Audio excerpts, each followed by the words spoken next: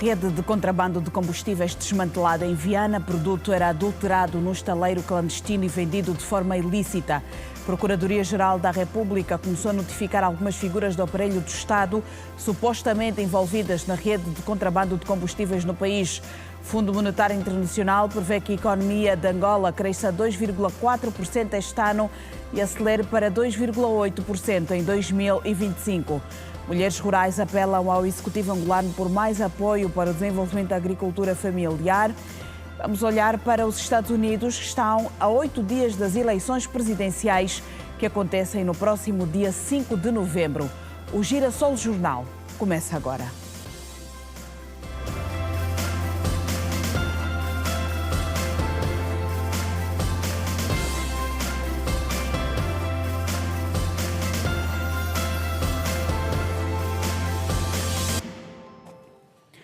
Muito boa noite, edição de segunda-feira do Girassol Jornal. Uma rede especializada no contrabando de combustíveis, adulteração e venda ilícita foi desmantelada esta segunda-feira pelo Serviço de Investigação Criminal através do seu Departamento Criminal do Porto de Luanda. A rede atuava em Viana. O contrabando de combustíveis lidera a lista dos principais crimes que ocorrem nas fronteiras terrestres do país.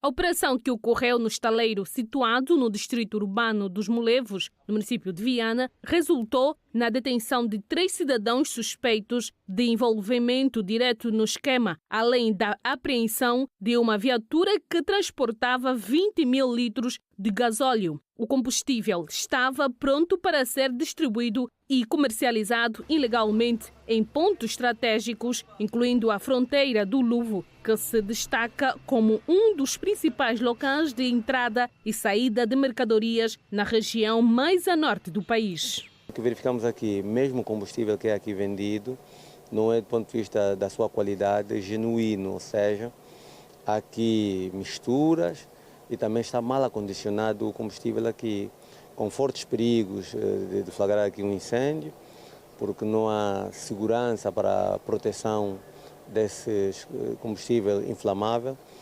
Também verificamos que o cidadão aqui consegue receber combustível do tipo gasóleo, mas não tem aqui no seu posto de abastecimento contentorizado uma bomba específica para a venda de gasóleo. Significa que esse combustível é vendido a retalho ou em outras formas, em outros pontos. Portanto, o que também, pela regra estabelecida pelos fornecedores, não é permissível. Ou seja, todo o combustível adquirido deve ser vendido nos postos de abastecimento de combustível, tanto que seja contextualizado, ou seja definitivo, e aqui há indícios de que querem estabelecer isso como posto de abastecimento definitivo, porque já têm também tanques subterrâneos que estão a ser acondicionados várias quantidades de combustível. Presume-se aqui que o tanque seja de mais ou menos 30 mil ou 40 mil litros.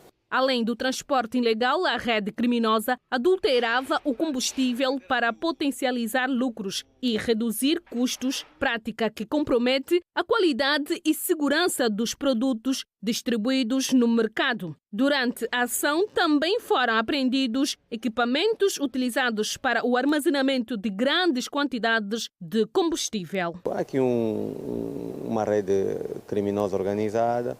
Como podemos ver, a instalação, o tipo de equipamento que estão a utilizar, apesar de não estar devidamente organizado, mas há aqui material de alto valor, quer os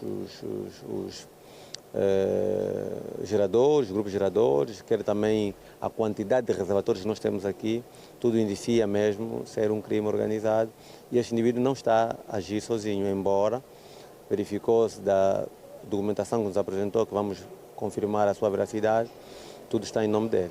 Até o momento, pelo menos a contabilização, estamos a falar em perto de 70 mil litros de combustível. Portanto, 20 mil, 40 mil nas duas carrinhas e no reservatório subterrâneo 40, ou seja, 30 mil litros de gasolina. Tanto 20 de gasóleo e 50 mil de gasolina e ainda 2 mil litros de petróleo iluminante. O SIC reafirma o compromisso de continuar as operações para desmantelar redes criminosas de contrabando que atuam no país. E a Direção Nacional de Investigação e Ação Penal da Procuradoria-Geral da República começou a notificar algumas figuras do aparelho do Estado supostamente envolvidas na rede de contrabando de combustíveis no país. Entre as figuras notificadas estarão ex-governadores, oficiais generais e comissários da Polícia Nacional e do SIC, bem como algumas altas figuras da AGT e da Sonangol, tal como confirma a denúncia feita pelo Ministro de Estado e chefe da Casa Militar do Presidente da República. Segundo o Novo Jornal, que cita uma fonte da Procuradoria-Geral da República, muitas destas figuras serão constituídas arguidas e outras serão chamadas apenas para prestar declarações a respeito das investigações que a Direção Nacional de Investigação e Ação Penal leva a cabo, em função das denúncias públicas feitas pela Casa Militar do Presidente da República no mês de setembro. A fonte da Procuradoria-Geral da República não adiantou nomes, mas assegurou a notificação de altas figuras da petrolífera Sonangol e da Administração Geral Tributária, chamadas para prestarem declarações, tendo a PGR afirmado tratar-se de um procedimento normal dos processos de investigação. O Procurador-Geral da República, Hélder Pitágoras, disse recentemente à imprensa que depois de recolhidas as provas e confirmadas as investigações, os nomes dos supostos envolvidos serão tornados públicos. O contrabando de combustíveis lidera a lista dos principais crimes que ocorrem nas fronteiras terrestres do país. Moradores da Vila Nova em Viana estão preocupados com a expansão de uma bacia de retenção de águas que cresce com o passar do tempo. Por razão do problema, alguns moradores viram-se obrigados a abandonar as suas residências. Moradores de Viana, mais concretamente do bairro Vila Nova, setor 2, estão preocupados com a bacia de retenção na zona. Agora, com a chegada da estação chuvosa, temem que se repita a tragédia de anos passados com a morte de várias crianças. Esse perímetro é um perímetro melindroso, bastantes problemas, tem muita calamidade aqui. Olha, o nosso grito, nós até já estamos a ficar sufocados. Sufocado mesmo. Nós já gritamos em várias partes, nós temos aqui documentos já antigos, de 2012, e estamos aqui a reclamar, a pedir sempre a nossa administração, o nosso governador. Aqui já passou vários governadores, e a metade dos governadores que passaram de Luanda tenham conhecimento desta lagoa. Na zona, moradores abandonaram as suas residências devido à acumulação das águas das chuvas que não têm para onde escoar. Passamos muitas calamidades, muita chuva, quando enche, as nossas casas todas inundam, as pessoas ficam sem os seus haveres, as mobílias vão, os fogões, roupas, até os documentos, os filhos ficam sem nada. Então nós pedimos encarecidamente o nosso governador provincial de Luanda, que é o Manel Homem, no sentido de nos ajudar, porque ele já esteve aqui, veio, disse que havia de resolver o problema quando tirassem a água. Terminaram de tirar a água e até hoje não estamos a ver nada. Dizem também que já bateram várias portas para ver o problema das águas paradas resolvido, mas não lhes foram dados ouvidos, dizem. Já temos várias mobílias estragadas que não conseguimos viver com a chuva, porque quando isso inunda, enche até nas casas. E estamos assim, estamos preocupados, estamos a pedir ao administrador ou à administração de Luanda para poderem nos ver esta questão. Já clamamos muito, até agora não querem nos dar olhada, não sei se prostrarmos ao esconderijo, é por isso que não querem nos dar a atenção. Outro grande problema é o índice de delinquência que está em alta na zona e pedem que se lá instale uma esquadra policial funcional. A bandidagem aqui cresceu bastante. Aqui vandalizam, conforme todas as casas, os senhores estão a ver aqui, todas as casas vandalizadas, é mesmo a população, as bandidagens é aqui, escondem-se ali. Os miliantes fazem as suas ações, vêm nesses escombros, escondem as coisas, fazem aqui, está uma lástima. Entretanto, crianças e adultos, indiferentes ao perigo, vão se dedicando à pesca do peixe-bagre nas águas da bacia de retenção. Mais de 3 milhões de crianças dos 5 aos 14 anos de idade em 12 províncias do país serão imunizadas durante a campanha de desparasitação nas escolas. O lançamento da campanha aconteceu nesta segunda-feira aqui em Luanda. Mais de 300 escolas serão contempladas até à primeira semana do mês de novembro. O processo de desparasitação escolar prevê abranger cerca de 427 escolas do ensino primário e primeiro ciclo do ensino secundário público. A informação foi avançada nesta segunda-feira pelo diretor provincial da Saúde de Luanda, Manuel Varela. Prevê-se no total da nacional cerca de 3 milhões de crianças e Luanda com seu contributo com 126 mil crianças. Dizer que, a par desta atividade, houve um lançamento que foi realizado no mês passado e que foi dirigido por Sua Excelência, a Senhora Ministra da Educação. Depois seguiu-se um período de mapeamento das zonas endémicas e levantamento dos recursos humanos para fazer face a esta campanha e hoje culminamos com este lançamento na província de Luanda. Dizer que esta campanha só abrange o ensino primário e primeiro ciclo público.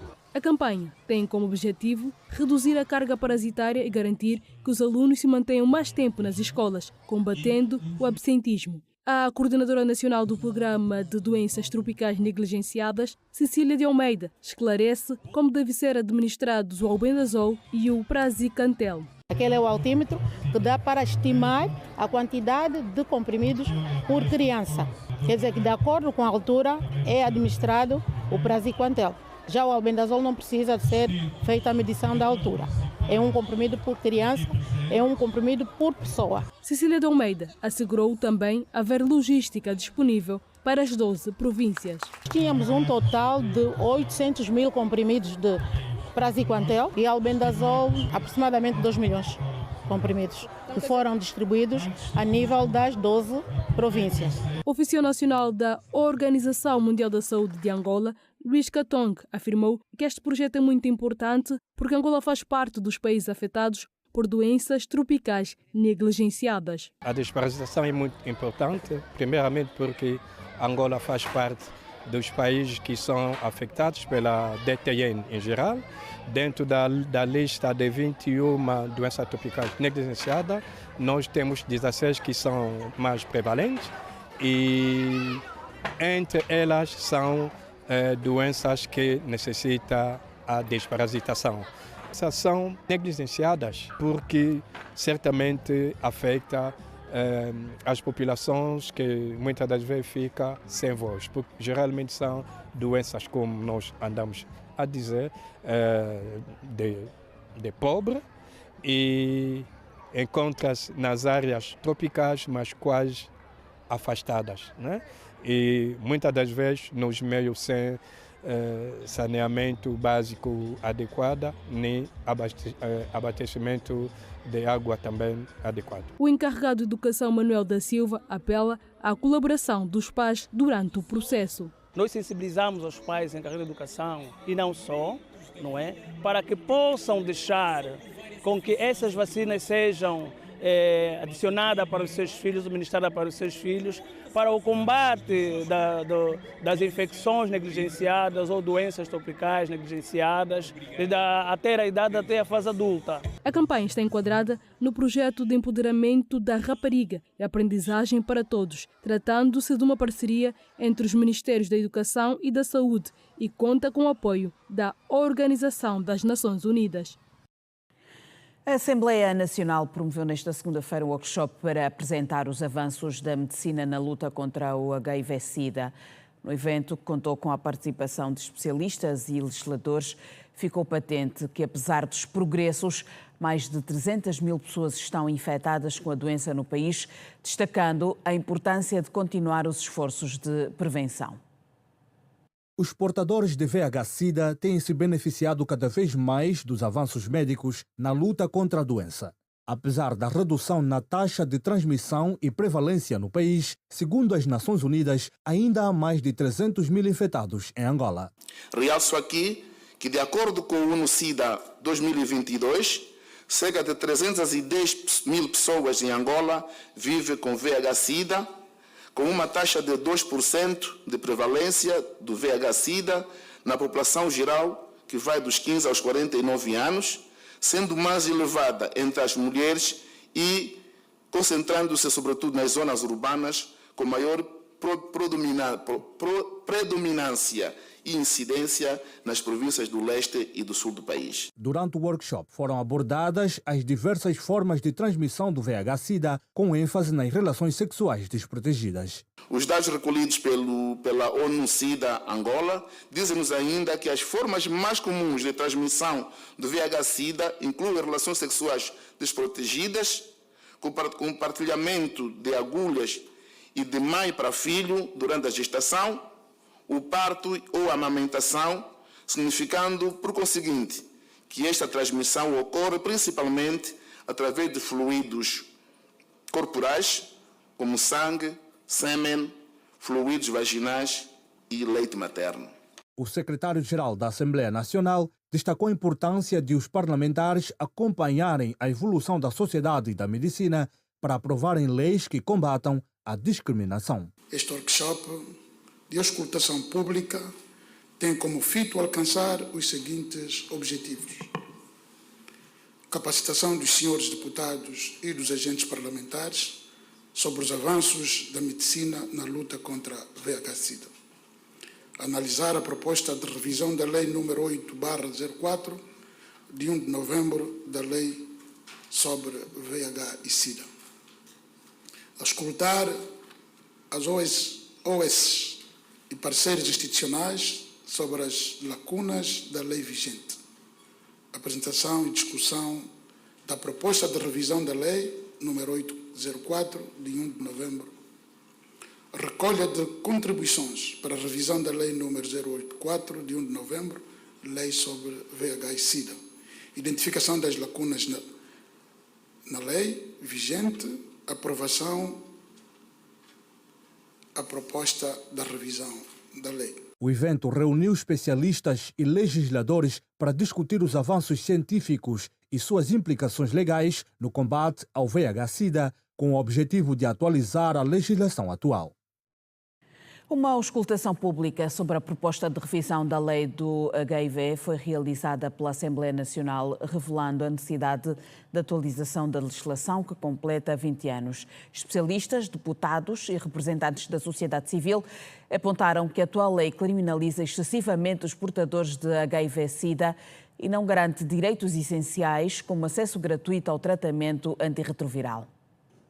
A Lei 8/04, conhecida como Lei do VIH, trouxe avanços significativos na prevenção e resposta à doença, com base nas evidências científicas da época.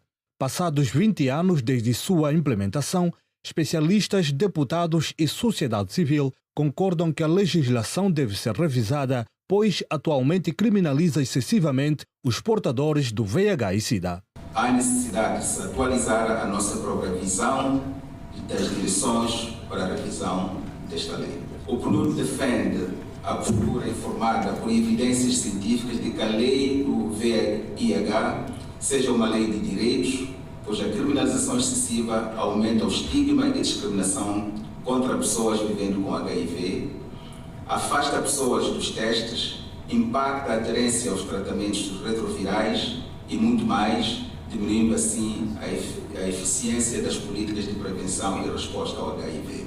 Andamos num processo contínuo com juristas, porque é uma intervenção multissetorial e temos vários ministérios envolvidos para a revisão da lei. E nós, Instituto Nacional de Luta contra o SIDA, representantes também do Ministério da Saúde, temos feito a nossa parte. Porque, na verdade, a lei não é do Instituto Nacional de Luta contra o SIDA, mas é uma lei para os angolanos. A Rede Angolana das Organizações de Serviços de SIDA e Grandes Endemias argumenta que a lei atual está ultrapassada e não garante direitos essenciais, como acesso gratuito à terapia antirretroviral. Há muita dificuldade das pessoas vivendo com VIH poderem receber os antirretrovirais na quantidade necessária e na regularidade que se necessita. Entendemos que existem algumas limitações e reduções e então interrogamos aqui neste encontro a quem de direito se existe ruptura dos antirretrovirais no país. A resposta que nos foi dada é que havia de facto alguns problemas logísticos, alguns problemas de distribuição que está completamente ultrapassado. A ANASO também expressa preocupação com demissões arbitrárias de trabalhadores diagnosticados com o vírus. Trouxemos essa questão que a lei traz esse ponto, mas ela precisa de ser reforçada. Ainda existem também instituições hoje que para o processo de recrutamento e seleção têm estado a exigir o teste do VIH. Então, entendemos nós que não há necessidade, porque a lei atual já fala sobre isto, e aqui precisa ser reforçado. O Instituto Nacional de Luta contra o SIDA destaca que a revisão da lei deve focar nas mulheres, que são o grupo mais vulnerável à contaminação. Tivemos que olhar as mulheres na faixa etária dos 15 aos 49 anos, ainda tornam-se mais vulneráveis porque começam a sua vida sexual cada vez mais cedo e a sua vida reprodutiva também. Aquelas mulheres com uma taxa de escolaridade muito baixa, significa que é um trabalho conjunto, é um trabalho da sociedade. Devemos todos trabalhar para podermos empoderar e educar essas mulheres, para que elas consigam ter consciência de olharem para si enquanto mulheres, para poderem ter acesso livre às unidades sanitárias. Não é que as unidades sanitárias vetam a ida delas à unidade, mas porque os seus parceiros vetam essa ida às unidades, é necessário que elas peçam autorização ao parceiro para ir fazer um planeamento familiar, peçam autorização para ir fazer uma consulta pré-natal. Então, está a ver como é que nós ainda precisamos de consciencializar o povo. A proposta visa melhorar as condições de saúde pública e reforçar os direitos das pessoas vivendo com VIH-Sida, com ênfase na prevenção, tratamento e combate ao estigma. Mulher rural, apoio à agricultura familiar incipiente. Mulheres querem mais apoio do Executivo. Em destaque.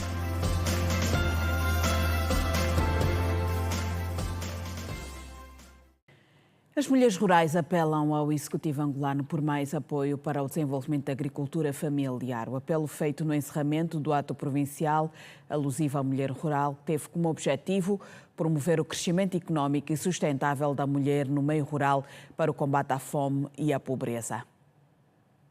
A insuficiência de fertilizantes, de sementes e de instrumentos de produção são algumas das preocupações levantadas por algumas agricultoras no encerramento do ato provincial alusivo à mulher no meio rural. Claudina Mutangi pertence a uma família de agricultores. Desde pequena, sabe que tem na agricultura familiar o seu sustento, mas nos últimos anos, ela e a sua família têm enfrentado várias dificuldades. Temos mesmo muito a oferecer com a agricultura. Nosso país economicamente vai ficar desenvolvida. Nós cultivamos tomate, cebola, berinjela, manga, dendém, quiabo, couve e jimboa. As dificuldades são imensas, principalmente meio para escoamento do produto do campo até o mercado informal. Tem sido mesmo muita dificuldade. No entanto, a expositora Isabelle dos Santos afirma que a agricultura familiar já esteve em pior situação, mas houve melhorias. Que já tivemos péssimos, agora estamos a melhorar, aumentam os insumos agrícolas, né? As dificuldades são essas, mas daquilo que nós temos feito, a agricultura familiar no nosso município já tem melhorado porque temos recebido insumos agrícolas e mecanizar, né, a agricultura. O diretor provincial do Gabinete da Agricultura, Pecuária e Pescas de Luanda, João Pedro, sublinhou que o Executivo tem desenvolvido vários projetos para ajudar a melhorar o setor agrícola no país. Existem vários programas dentro do governo provincial de Luanda para essas mulheres, mas agora a nossa preocupação é exatamente olharmos para o escoamento e melhoria das vias de acesso. Existem programas com as administrações municipais, claro, pensados pelo governo provincial, que vão nesse sentido, para que essas senhoras não só produzam mais, mas também tenham a facilidade do escoamento dos produtos. A agricultura já é sustentável, digamos que já ela é sustentável. Queremos melhorar os níveis da produtividade.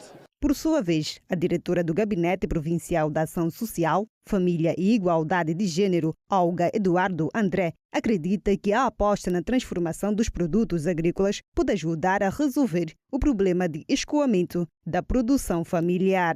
A nível da província de Luanda há uma grande evolução das 16 mil pessoas envolvidas em cooperativas. 7.052 são mulheres. E agora estamos a apostar na transformação dos produtos de campo sem conservantes. Transformar o tomate em massa tomate, transformar as frutas em doces para não ter prejuízos enquanto não puderem vender. Claudina Mutangue apela ao Executivo por mais apoios ao setor. Ao governo pedir encarecidamente que velassem pela situação do meio de transporte e também meio para a agricultura. Estamos a precisar principalmente fertilizante, enxada, katana, trator, charrua e precisamos também que se faça o reparamento da estrada onde nós tiramos os produtos. Temos uma estrada aí do Casulo, é uma estrada mesmo que precisa de um melhoramento. O ato de encerramento da atividade dedicada à mulher rural teve a presença de mulheres de vários estratos da sociedade e ficou marcado, igualmente, com a realização de uma feira de potencialidades agrícolas. Havia quem duvidasse da possibilidade de Angola se transformar num país produtor. Hoje essa é a realidade, apesar do considerável volume de exportações, afirmou o presidente do Conselho de Administração da Carrinha Indústria, à margem da assinatura de um acordo de parceria entre a empresa e o grupo Anseba em Benguela. A par de questionar-se sobre o contexto da importação dos produtos de primeira necessidade, Délcio Catarro afirmou à imprensa que a unidade fabril que dirige está aberta a parcerias no capítulo da produção. Perguntem às entidades oficiais e públicas o que é que se passa. O que nós temos a dizer é, mais uma vez, reafirmar a nossa capacidade de colocação e o investimento que foi feito no país na parte da transformação e colocação. Aquilo que muitos de vocês se lembram há meia dúzia de anos atrás, muita gente ter dúvidas daquilo que era a possibilidade de Angola passar a ser um país produtivo, hoje é uma realidade.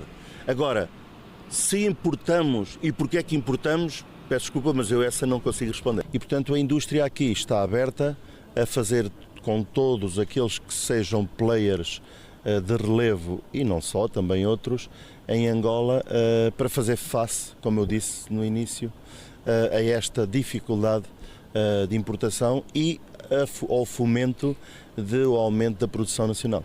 Questionado sobre as constantes subidas dos produtos da cesta básica, Délcio Catarro entende que o problema está no custo da matéria-prima a nível internacional, bem como na renda familiar. Isso é uma conjuntura que nós temos que perceber o que é que quer dizer caro. Não é? Porque nós dizemos caro o óleo, por exemplo, não está ao alcance de qualquer família. Mas é por dificuldade da renda do indivíduo ou digamos, do custo do produto. Vejamos uma coisa, nós trabalhamos num mundo de commodities, ok?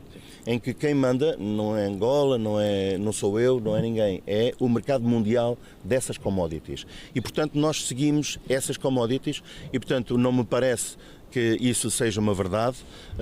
Existe um preço de mercado atual que, eventualmente, pode haver dificuldades neste momento em conseguirmos, digamos, o povo conseguir comprar.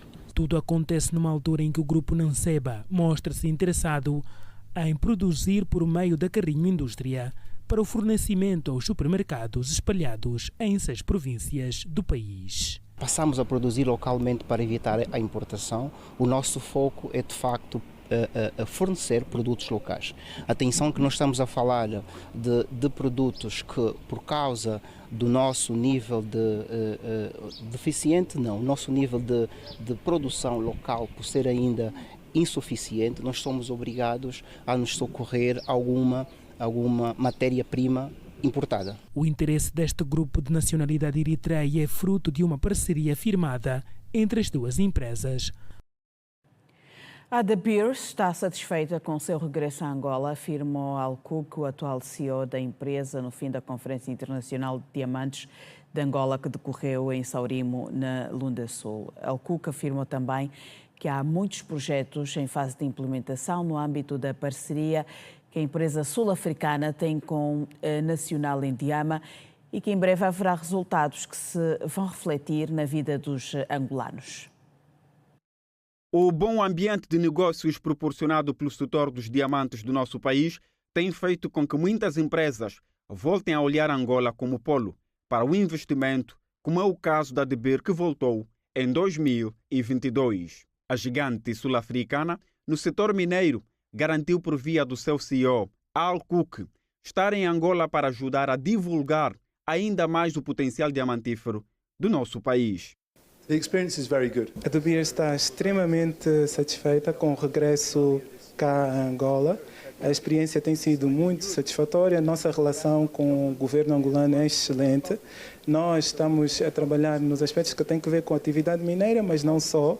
Fora disso, nós assinamos um memorando de entendimento com a Indiama no último Mining Indaba, onde pretendemos focar-nos em aspectos de desenvolvimento das comunidades onde atuamos.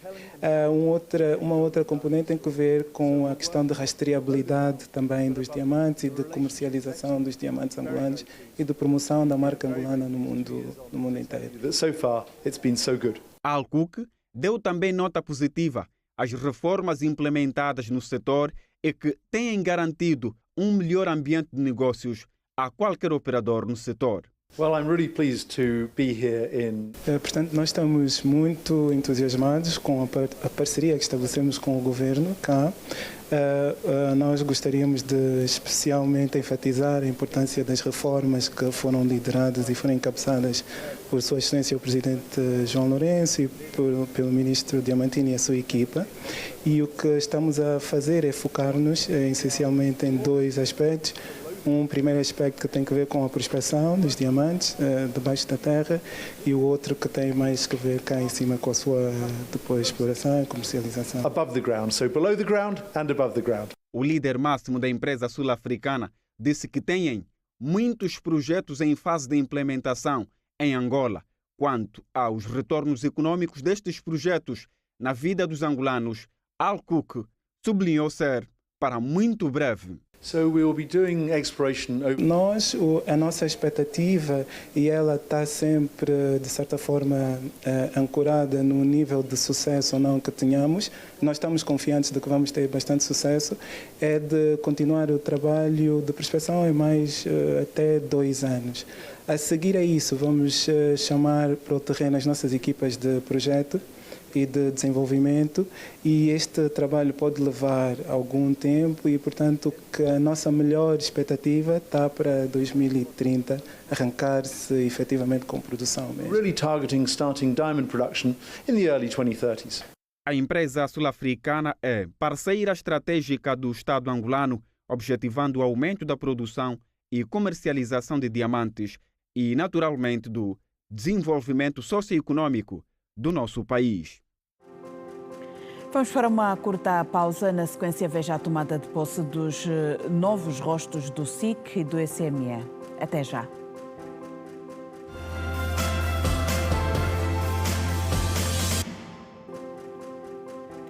A Juventude Revolucionária de Angola completa hoje meio século desde a sua fundação. Na cerimónia do seu 50º aniversário, os jovens do maior partido da oposição em Angola reafirmaram compromisso de unidade entre o grupo, considerando força motriz da sociedade face aos desafios socioeconómicos. As 5 décadas da Juventude Unida Revolucionária de Angola, Jura, foram marcadas por vários desafios. Domingas Celeste Samoa, membro do Comitê Nacional da Jura e secretária nacional para a Cultura e Desportos, diz que a organização da qual faz parte está comprometida com a unidade e a mobilização dos jovens para a construção de uma Angola melhor para todos, apesar da crise socioeconómica que o país atravessa. Com o objetivo de unir, mobilizar a juventude na construção de um futuro melhor para o país. Neste marco histórico, a Jura reafirma o seu compromisso inabalável com a juventude angolana, especialmente num contexto em que os desafios econômicos e sociais são prementes. Os jovens enfrentam a dura realidade do desemprego, da falta de oportunidades e da crise econômica que mina os seus sonhos. Foi criada na localidade da Úria, província do Mochico, pelo fundador da UNITA, Jonas Savimbi, a 28 de outubro de 1974. Participaram das celebrações dos 50 anos da Força Jovem da UNITA, várias individualidades dirigentes do partido. O Presidente da República, João Lourenço, considerou hoje que o Serviço de Investigação Criminal SIC e o Serviço de Migração e Estrangeiros, SME, são duas instituições sensíveis e fundamentais para a segurança do país. O chefe de Estado reforçou esta ideia no momento em que impulsou nesta segunda-feira Luciano Tânio Jorge Custódio Mateus da Silva para o cargo de Diretor-Geral do SIC, José Coimbra Batista Júnior para o cargo de Diretor-Geral do SME.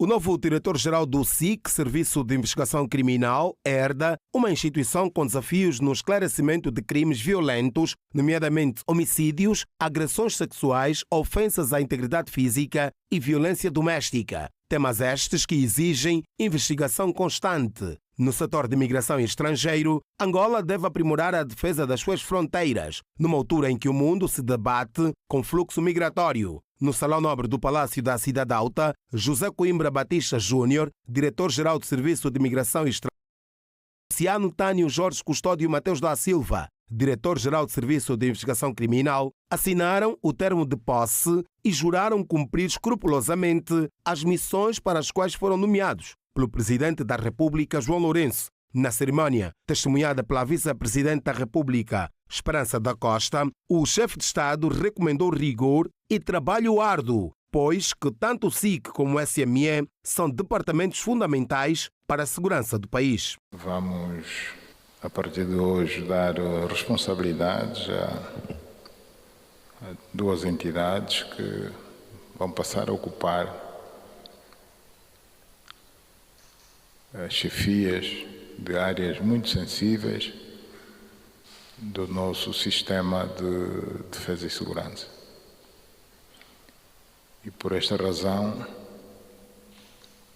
a responsabilidade que cai sobre os vossos ombros é grande, pela delicadeza do trabalho que passam a exercer a partir de hoje e que tem um reflexo muito grande sobre a segurança do nosso país. O Presidente da República chamou de delicada a natureza do trabalho desenvolvido pelos departamentos associados ao Ministério do Interior. Quanto aos novos diretores, o Presidente João Lourenço considerou serem figuras experientes, por isso augura que desempenhem com zelo as novas funções. Tanto que nós esperamos de vocês é total entrega, não são estranhos das áreas,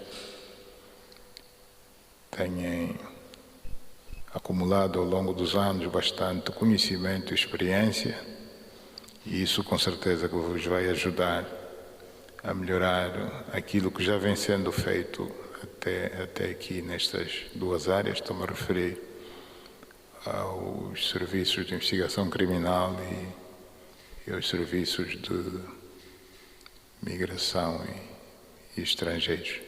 Estiveram igualmente no Salão Nobre para testemunhar a tomada de posse a Procuradora-Geral Adjunta da República, ministros de Estado, ministros, dentre outras figuras de relevo da Administração Central do Estado. Os dois altos funcionários do Estado foram nomeados na passada sexta-feira em decreto assinado pelo Presidente da República, João Lourenço. O Fundo Monetário Internacional prevê que a economia de Angola cresça 2,4% este ano e acelere para 2,8% em 2025, mas abaixo da média regional, segundo as perspectivas económicas mundiais recentemente divulgadas. De acordo com o relatório divulgado no contexto dos encontros anuais do FMI e do Banco Mundial, que decorreram em Washington e que contaram, entre outros, com a participação da Ministra das Finanças de Angola, Vera Daves de Souza, o crescimento económico do país neste e no próximo ano ficará abaixo não só da média da África subsaariana, mas também do grupo de países exportadores de petróleo. Enquanto as economias da região vão crescer em média 3,6% e 4,2% neste e no próximo ano, os exportadores de petróleo deverão registrar uma expansão de 2,7% e 3,2% em 2024 e 2025, acima de Angola, o segundo maior produtor da África subsaariana, numa lista de exportadores de petróleo, onde estão também a Nigéria, o Gabão e a Guiné Equatorial. O FMI prevê que a inflação em Angola fique este ano nos 28,4%, baixando para 21,3% no próximo ano, enquanto a média da região será de 18,1% e 12,3% em 2024 e 2025. O Banco Mundial projeta um crescimento ligeiramente superior de 3,2% para 2024 e de 2,9% para 2025, números que estão mais de acordo com a previsão do governo, que apontou para um crescimento de 2,8% em 2024, impulsionado principalmente pelo setor não petrolífero. E vamos olhar para a Semana Económica. Dinheiro poupado, futuro seguro é o lema definido pelo Banco Nacional de Angola para a Semana Mundial do Poupança. A instituição financeira realiza nesta semana uma série de atividades com o propósito de incentivar a literacia e a inclusão financeira. De Angola, o objetivo é de elevar a consciência da sociedade sobre a importância de desenvolver hábitos de poupança como fator catalisador para o desenvolvimento socioeconómico e contribuir para a promoção da literacia e inclusão financeira. A Semana da Poupança vai decorrer sob o lema Dinheiro Poupado, Futuro Assegurado e será desenvolvida até o dia 1 de novembro. É dirigida à população em geral, com particular incidência nas crianças, jovens e mulheres. A iniciativa enquadra-se nas celebrações do Dia Mundial da Poupança, que se assinala a 31 de outubro, através de ações de formação e de sensibilização da população. Durante a Semana da Poupança serão ainda realizadas a nível nacional várias atividades, com destaque para palestras de educação financeira destinadas aos estudantes do ensino geral. Estão alinhados ao programa parceiros como o Ministério da Educação, Ministério da Ação Social, Família e Promoção da Mulher, Ministério da Juventude e Desportos, instituições financeiras, bancárias e outros. Norte-americanos preparam-se para eleger o novo presidente. Faltam 8 dias para as presidenciais. Em destaque.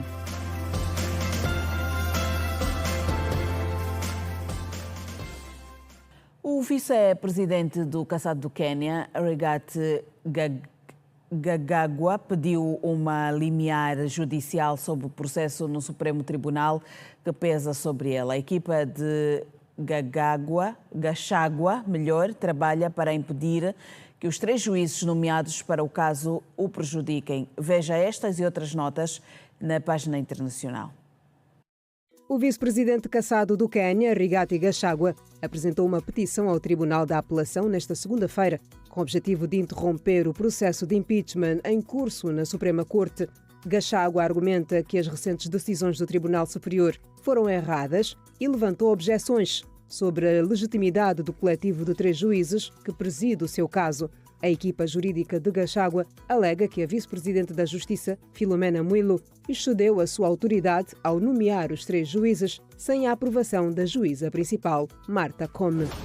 O Botsuana vai realizar as suas eleições gerais a 30 de outubro. O presidente Mokgweetsi Masisi pretende garantir um segundo e último mandato após o endosso da sua candidatura pelo seu partido no poder. Esta eleição determinará a composição do Parlamento e os legisladores, que vão escolher posteriormente o presidente.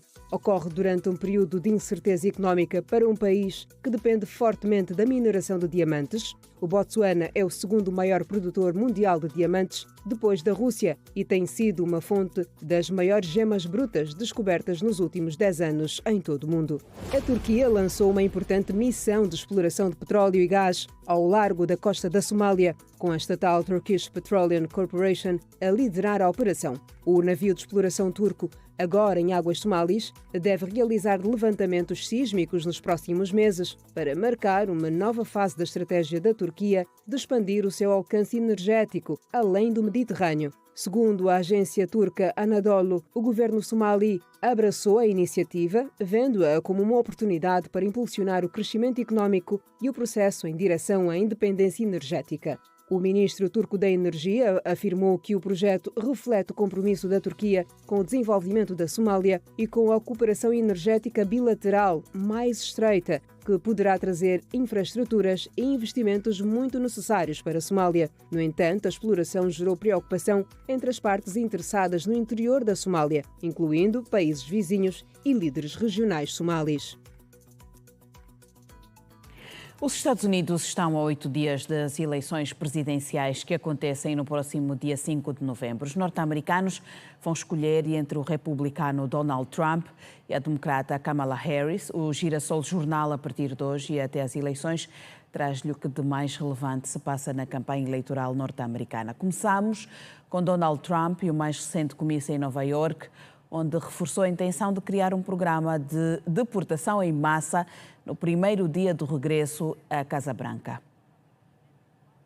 Donald Trump fez o que tem de fazer e diz o que for preciso para ganhar um segundo mandato na Casa Branca. No mais recente comício no Madison Square Garden, bem no centro de Manhattan, em Nova York, o candidato republicano agitou a audiência com argumento anti-imigração, reforçando a promessa de um programa de deportação em massa para reverter o que chamou de invasão de imigrantes. Os Estados Unidos são um país ocupado, disse Trump a todos quanto o ouviam no interior do recinto. Na parte de fora, apoiantes do Partido Democrata projetavam no exterior da emblemática arena nova-iorquina slogans em que se podia ler "Trump está desequilibrado" ou "Trump elogiou Hitler". As alegações por parte dos democratas de que Trump é fascista não são de hoje. Mais recentes são as palavras de aviso de John Kelly, o ex-chefe de gabinete de Trump no seu primeiro e único mandato na Casa Branca. Kelly, um general reformado da Marinha norte-americana, revelou na passada terça-feira que o ex-presidente se encaixa na definição geral de fascista e que, em privado, elogiava a lealdade dos generais nazis de Hitler. Trump não parece nada preocupado com esta ideia mais ditatorial que os eleitores possam ter dele. Pelo contrário, reforçou-a no comício do Madison Square Garden com um discurso mais extremo da recente história política norte-americana. Antes de intervir na noite de domingo, alguns dos principais apoiantes do ex-presidente lançaram mão de uma retórica vulgar de conteúdo racista. O ex-candidato ao Congresso, David Bram, referiu-se a Harris como anticristo e diabo. Já o comediante Tom Hinflish atacou os latinos e Porto Rico ao dizer que é uma ilha flutuante de lixo e por lixo entendam-se os porto-ricanhos. Mais tarde, a campanha de Trump acabaria por se distanciar desta afirmação, com a porta-voz Daniela Alvarez a afirmar em declarações à CNN que esta piada não reflete a opinião do presidente e da campanha. Sobre a dura retórica anti-imigrante das intervenções do candidato, nada disso foi dito. Sendo que Trump sabe para quem fala o que o bolso dos americanos querem, que estão confrontados com o aumento crescente dos preços dos alimentos, apesar da queda da inflação. As promessas nos comícios económicos e sociais foram várias e depois focou-se na mulher que precisa de derrotar, para dizer que se Kamala Harris ganhar mais 4 anos, a nossa economia não vai recuperar. Se eu vencer, construiremos rapidamente a maior economia da história do mundo. O candidato democrata à vice-presidência Tim Walz fez, entretanto, uma comparação entre este comício de Donald Trump com uma importante reunião pró-nazista realizada em 1939. Encerrou a romaria a Igreja de Nossa Senhora da Mushima do Toco, na Huila. Os participantes organizadores dão nota positiva à peregrinação deste ano. O pároco da localidade do Toco, município do Lubango, província da Huila, Américo Gomes, apelou aos fiéis que participaram da 13ª edição da peregrinação a Mamã Mushima a fazerem a sua parte para combater os males que afetam a sociedade angolana.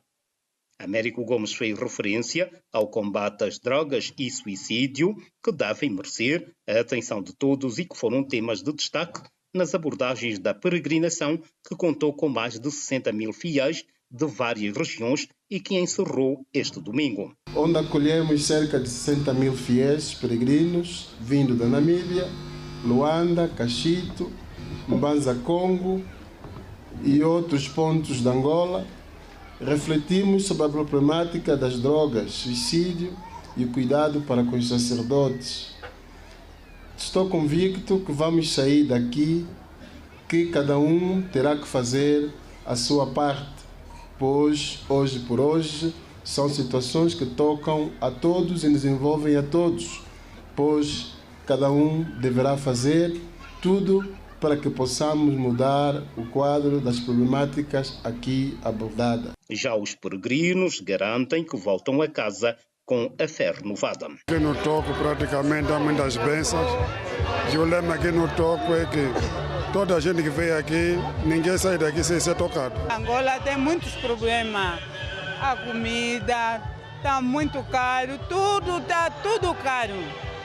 Nós queremos que isso reduz, vem no preço antigo. Porque estamos a ver que Angola, principalmente, está a ter muita delinquência, muita agressão, principalmente as crianças. Então estamos a pedir a Deus que toca na mão desses mais velhos, no pensamento desses adultos que só querem massacrar as crianças e não só.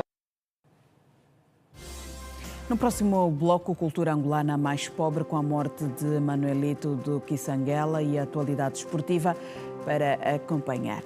Até já.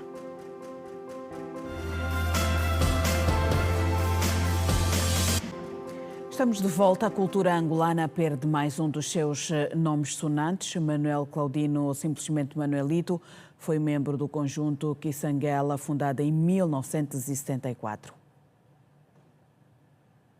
Ana está de luto. Faleceu neste domingo, em Luanda, o músico Manuel Claudino, popularmente conhecido como Manuelito, aos 72 anos de idade, vítima de doença. Manuelito era baixista e considerado um dos fundadores do agrupamento musical Kisangela, uma das formações mais representativas da canção revolucionária do período da independência. Manuelito gravou o seu nome na história da música popular angolana, tendo-se notabilizado como baixista, primeiro no conjunto Águias Reais, em 1970, a convite do cantor e compositor Carlos Lamartine, e depois no agrupamento musical Kisangela. Embora integrados em conjuntos musicais de referência, muitos instrumentistas angolanos destacaram-se individualmente pelo seu carisma, qualidade do desempenho artístico e contributo inequívoco à história da música popular angolana, como é o caso do Manuelito. Proveniente do cumprimento do serviço militar no AMBO, como recruta em 1973, Manuel Claudino passou ainda pelos negoleiros do ritmo a convite do cantor Dionísio Rocha, tendo feito uma temporada na Boite Aquário, em Luanda, em outubro de 1973. Para além de guitarrista, o Manuelito foi a voz principal do conjunto Os Quesos. Manuel Cláudio da Silva nasceu em Luanda, no bairro Zangado, no dia 2 de julho de 1952. E foi com profunda resignação que o Birro Político do Comitê Central do MPLA tomou conhecimento da morte de Manuel Claudino da Silva Manuelito, em Luanda, aos 72 anos de idade, vítima de doença. Podemos ler na mensagem de condolências do Birro Político que chegou à nossa redação, onde lemos ainda que Manuelito foi um músico patriota e militante, membro integrante do agrupamento Kisangela, tendo pertencido a outros agrupamentos musicais que muito contribuíram para o processo revolucionário para a independência do nosso país. Na mensagem pode ler-se igualmente que Manuelito, como era conhecido entre os seus contemporâneos e camaradas de caminhada, sempre demonstrou uma consciência artística comprometida com a história da música popular e urbana de Angola e particularmente de Luanda. E para concluir, lemos na mensagem que nesta hora de profunda consternação, em nome de todos os militantes, amigos e simpatizantes, o Birro Político curva-se perante a memória do malogrado e endereça sentidos pésames à família. Vamos olhar para o desporto. A jornada 7 do Girabola registrou 12 golos.